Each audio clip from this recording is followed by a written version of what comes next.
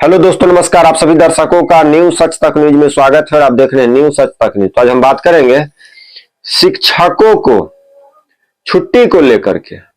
शिक्षक का छुट्टी को लेकर के एक नया गाइडलाइन तैयार किया गया है शिक्षा विभाग के एसीएस डॉक्टर एस सिद्धार्थ की तरफ से। एस सिद्धार्थ बोले, कोचिंग में पढ़ाते मिले सरकारी स्कूल के बच्चे। अगर कोचिंग में सरकारी स्कूल के बच्चे पढ़ते मिले तो अब क्या होने वाला है।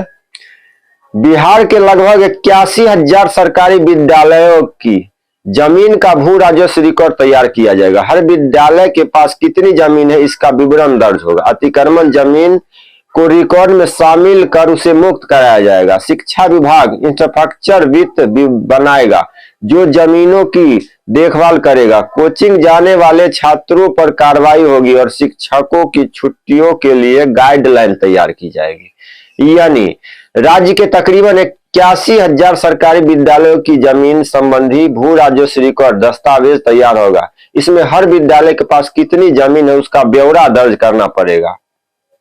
वहीं अगर किसी विद्यालय की जमीन अतिक्रमण है तो उसे भी रिकॉर्ड में शामिल किया जाएगा और उसे अतिक्रमण मुक्त कराने की कार्रवाई की जाएगी।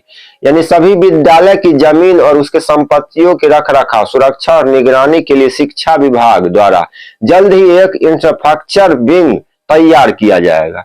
यानी शिक्षा विभाग के अपर मुख्य सचिव डॉक्टर एस सिद्धार्थ ने शनिवार को इसकी सूचना जानकारी दी। वो शिक्षा की बात हर शनिवार कार्यक्रम में लाइव थे। उन्होंने बताया कि शिक्षा विभाग की ओर से तैयार किए जा रहे इंफ्रास्ट्रक्चर विंग में भू संपदा अधिकारी और भू सहायक भू संपदा अधिकारी की नियुक्ति जल्द ही किया जाएगा।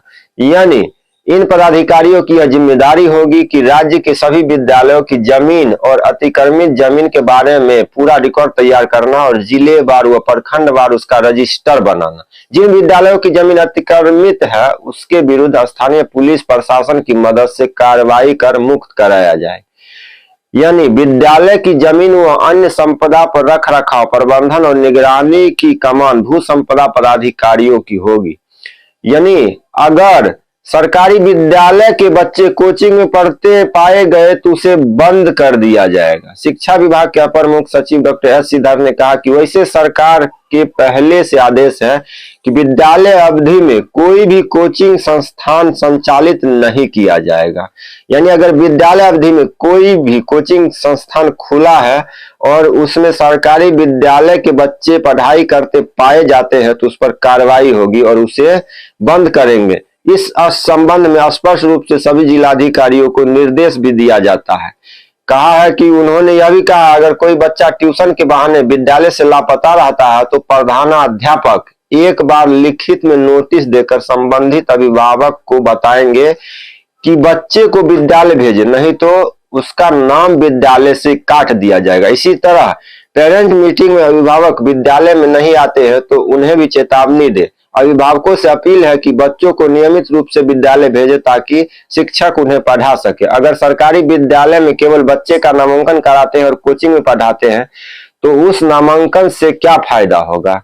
यानी अपर मुख्य सचिव एस सिद्धार्थ ने शिक्षकों के अवकाश स्वीकृति को लेकर गाइडलाइन के बारे में भी जानकारी दी। उन्होंने कहा कि गाइडलाइन जल्द ही जारी किया जाएगा। इसके मुताबिक किस संवर्ग के शिक्षक के लिए कितनी छुट्टियां स्वीकृत होगी इसका प्राविधान गाइडलाइन से तैयार किया जाएगा। वैसे शिक्षकों को अवकाश लेने हेतु ऑनलाइन आवेदन करना है।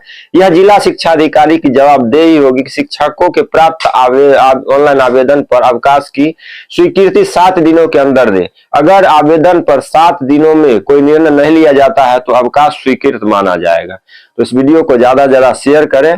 जो भी नया ताजा अपडेट आएगा फिर मिलेंगे नेक्स्ट न्यू अपडेट के साथ। तब तक के लिए जय हिंद, जय भारत।